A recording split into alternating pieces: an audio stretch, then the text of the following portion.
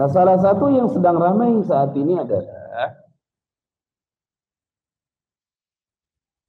disalahkan membaca sholawat kepada Nabi Sallallahu Alaihi Wasallam yang kalimatnya tidak datang dari Nabi.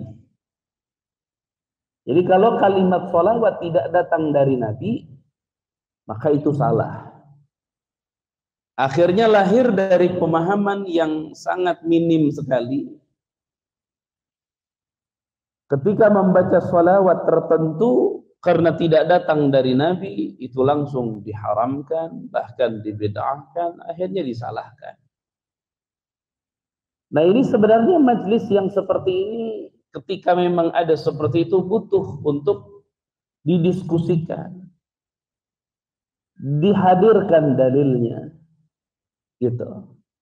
Nah, sekarang Bapak-bapak, ini saya kasih contoh yang barusan dulu. Ini saya ajak memahami agama, tapi dengan pemahaman yang mendasar, mendetail, tapi nggak semuanya, karena tema kita bukan di situ. Sekarang gini Bapak-bapak, punten.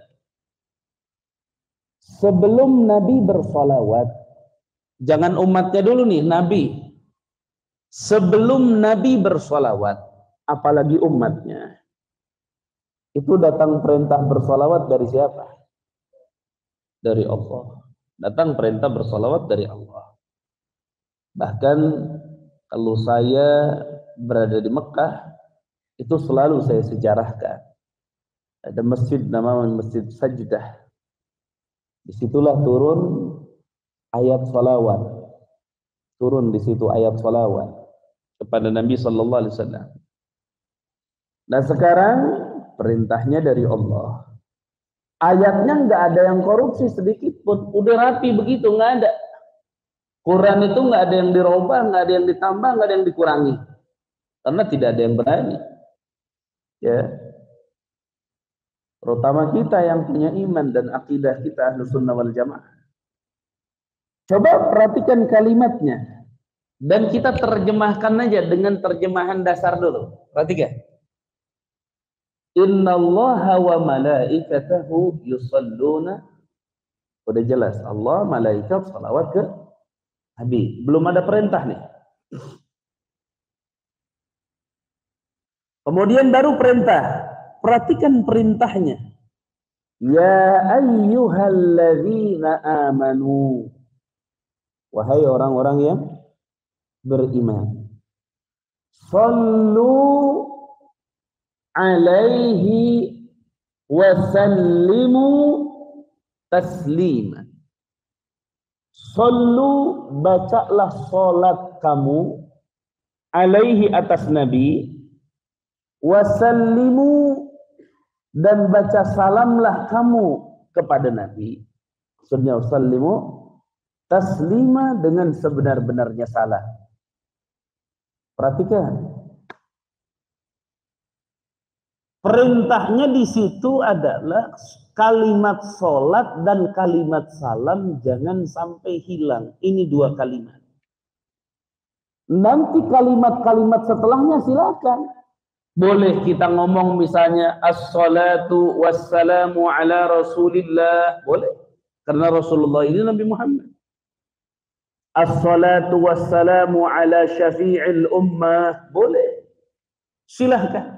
Karena Allah pun tidak sampai mengatakan seperti misalnya gini, di dalam sholat.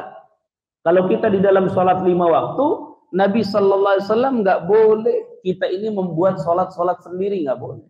Sampai Nabi katakan, Sallu kama ra'aitumuni usolli.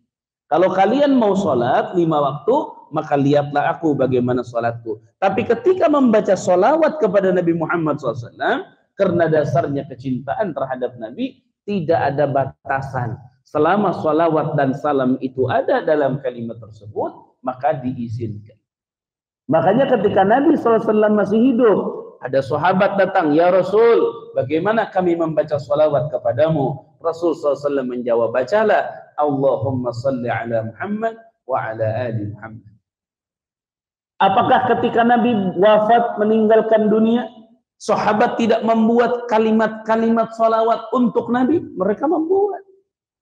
Termasuk yang terkenal salawat Sayyidina Abu Bakar Siddiq Khalifatul Rasulullah yang berbunyi Allahumma salli ala Sayyidina Muhammadin kama la nihayata li kamalika wa adda kamalih. Akhirnya para ulama karena punya kecintaan mereka pun membuat karya solawat yang solawat dan salamnya tidak dihilangkan, baik dengan masdar, fi'il madhi, fi'il mudhari, dengan kalimat-kalimat yang lain, yang kalimat itu pengambilan dari kalimat as-salah wassalam, akhirnya ditambahkan kalimat-kalimat yang mereka melihat itu kalimat yang paling dicintai. Hanya mereka baca. Nah, titik-titik seperti ini, saya kasih gambaran, mohon maaf. Ketika kita membatasi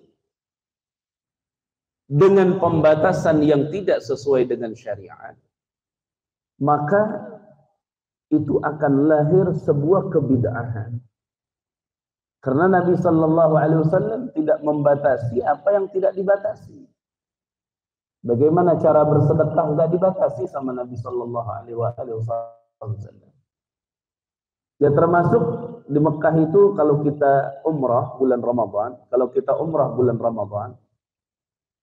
ya ada yang niat umrah Ramadan tahun ini,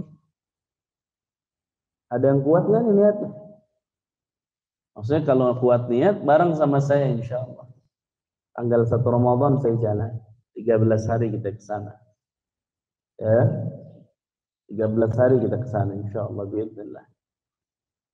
Itu kalau di sana kita sholat tarawih di Masjidil Haram, Masya Allah, sampai ada doa di malaman terakhir, khatmul Quran, doa khatam namanya, di dalam sholat dibaca. Kalau kita bicara itu tidak dicontohkan oleh Nabi, itu tidak dicontohkan sama sekali. Tapi dilakukan. Tapi apa? Dilakukan. Apakah kita mau bilang itu salah dan bid'ah? Jadi sebenarnya kembali dasarnya begini, mohon maaf. Dasar intinya dulu kembalinya begini. Kalau kita ingin membahas ke arah ini, dasarnya begini. Bid'ah itu terbagi apa tidak gitu.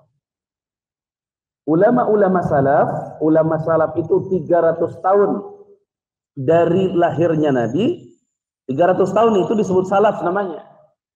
Jadi bapak-bapak harus mengerti kalau dikatakan ulama salaf, itu yang umur 300 tahun dari kehidupan Nabi. Jadi Nabi SAW 300 tahun itu salaf namanya. Itu ulama salaf. Ulama salaf itu sepakat bahwa bid'ah itu terbagi kepada dua. Ada bid'ah hasanah, ada bid'ah sayyi'ah. Dan yang pertama kali mengatakan ada bid'ah hasanah dan bid'ah sayyi'ah adalah Umar bin Khattab, sahabat Nabi. Ketika beliau mengatakan ni'matul bid'ah hadhihi atau at-tarawih. Sebaik-baiknya bid'ah adalah salat sunnat tarawih. Artinya ada bid'ah hasanah di situ.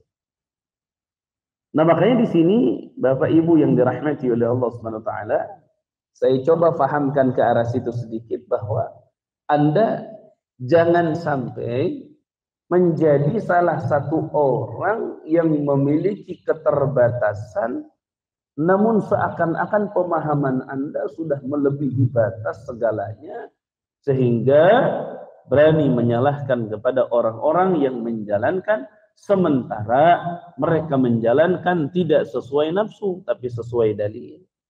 Makanya alangkah baiknya di dalam kehidupan kita, manakala ada yang tidak sesuai dengan apa yang kita pahami dari dalil, itu kita pahami dari dalil, maka alangkah baiknya ditanya dan kita datangi, bukan ditusuk dari jarak yang jauh.